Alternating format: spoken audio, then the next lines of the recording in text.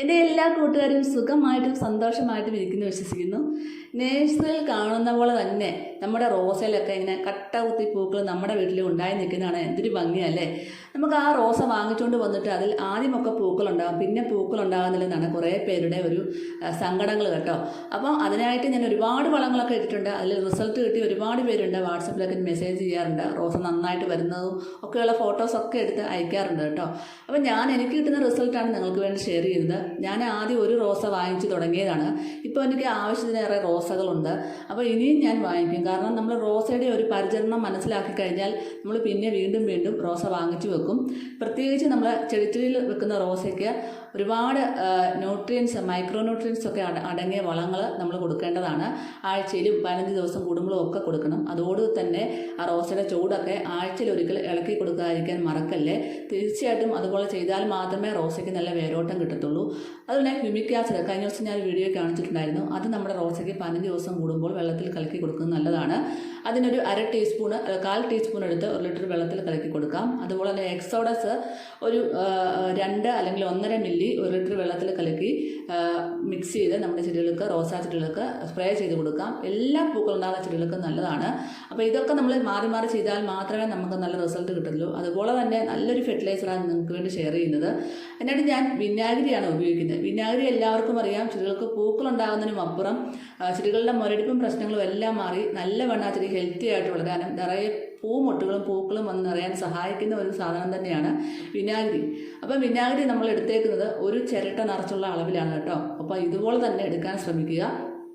നല്ലൊരു റിസൾട്ടാണ് വിനാഗിരി നമ്മുടെ ചെടികൾക്ക് കൊടുത്താലായിട്ട്. ഇത് നമുക്ക് 15 ദിവസം കൂടുമ്പോൾ കൊടുക്കാം. അപ്പോൾ ഇനി വേറൊരു സാധനം കൂടെ നമ്മൾ ചേർക്കുന്നുണ്ട്. അതിന് മുമ്പായിട്ട് ഇതുവരെയും എൻ്റെ ചാനൽ സബ്സ്ക്രൈബ് ചെയ്യാത്ത പുതിയ കൂട്ടുകാർ ആരെങ്കിലും ഉണ്ടെങ്കിൽ പ്ലീസ് എൻ്റെ ചാനൽ സബ്സ്ക്രൈബ് ചെയ്യാനും വീഡിയോ ഇഷ്ടമായെങ്കിൽ ഒരു കുഞ്ഞു ലൈക്ക് തരാനും മറന്നുമല്ല കേട്ടോ.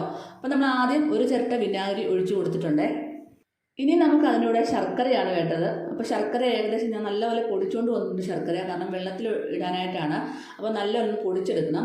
അപ്പം ആ ഒരു അളവെന്ന് പറഞ്ഞാൽ ഒരു നെല്ലിക്ക വലിപ്പത്തിലുള്ള അളവിലാണ് ശർക്കര എടുത്തേക്കുന്നത്. ബക്കറ്റിലെ വെള്ളത്തിൻ്റെ ഒരു ബക്കറ്റാണ് എടുത്തേക്കുന്നത്. ബക്കറ്റിൽ വെള്ളം എന്ന് പറഞ്ഞാൽ 1/2 ബക്കറ്റ് വെള്ളത്തിനകത്തേക്കാണ് ഞാൻ ഒരു ചിരട്ട നിറച്ച് വിനാഗിരിയും അതുപോലെ തന്നെ ഒരു നെല്ലിക്ക വലിപ്പത്തിലുള്ള ശർക്കരയും ഇട്ട് കൊടുത്തേക്കുന്നത്. അപ്പം ശർക്കര നന്നായിട്ട് പൊടിച്ചാലും നമ്മളിത് രണ്ടും കൂടി നന്നായിട്ട് തന്നെ കുറച്ച് നേരം വെക്കണം. ആ ശർക്കരയെല്ലാം നമ്മുടെ ഈ ഒരു വെള്ളത്തിലോട്ട് നല്ലതായിട്ട് അലിഞ്ഞ് ചേരണം. ഇത് 1/2 ബക്കറ്റ് വെള്ളമുണ്ട്, കറക്റ്റ് അത്രയും തന്നെ എടുക്കാൻ ശ്രമിക്കുക കേട്ടോ. നല്ല അടിപൊളി റിസൾട്ടാണ്. ഇത് ഒഴിച്ചു കൊടുത്തു കഴിഞ്ഞാൽ നിങ്ങൾക്ക് തന്നെ ചെടിയുടെ മാറ്റം കാണാൻ സാധിക്കും.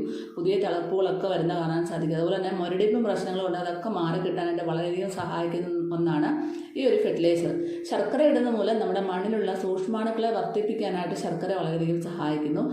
അത് മണ്ണിലുള്ള നല്ല സൂക്ഷ്മാണുക്കൾ വർദ്ധിച്ചാൽ മാത്രമേ ആ ചെടി നല്ല ഹെൽത്തി ആയിട്ട് വളരുകയും നിറയെ പൂക്കളും പൂമുട്ടുകളും ഒക്കെ തരാനായിട്ട് വളരെയധികം ഗുണം ചെയ്യുകയും ചെയ്തുള്ളൂ. അപ്പോൾ നമ്മൾ ഒരു കുറച്ച് നേരം കഴിഞ്ഞിട്ട് ശർക്കര എല്ലാം അലിഞ്ഞതിന് ശേഷം നമ്മൾ ഓരോ കപ്പ് വീതം നമ്മുടെ റോസാ ചെടികളിലും ഏത് ചെടികൾക്കും കൊടുക്കാവുന്നതാണ്. ചെടി നല്ല ഗ്രോത്തോടുകൂടി വളരുകയും ഒരുപാട് മൊട്ടുകളും പൂക്കളും വന്ന് നിറയാൻ സഹായിക്കുന്ന നല്ലൊരു ഫെർട്ടിലൈസറാണ്. തീർച്ചയായിട്ടും നിങ്ങൾ ചെടികൾക്ക് ഒഴിച്ചു കൊടുക്കേണ്ടതാണ്. ഒഴിച്ചു കൊടുക്കുമ്പോൾ നമ്മൾ 15 ദിവസം കൂടുമ്പോഴും ആഴ്ചയിൽ ഒരിക്കലും വെച്ചൊക്കെ നമ്മൾ ഫെർട്ടിലൈസർ ഇപ്പോൾ ഒഴിച്ചു കൊടുക്കാം. ഇപ്പോൾ ഒരുമാതിരി നല്ല വെയിലുള്ള സമയം ആയതുകൊണ്ട് തന്നെ നമ്മുടെ റോസാ ചെടികൾക്കൊക്കെ നല്ല ഫെർട്ടിലൈസർ ഒഴിച്ചു കൊടുക്കാൻ മറക്കല്ലേ. അപ്പോൾ എല്ലാവരും ട്രൈ ചെയ്ത് നോക്കിയിട്ട് കമൻറ്റ് ചെയ്യാൻ മറക്കല്ലേ. അടുത്തൊരു വീഡിയോ ആയിട്ട്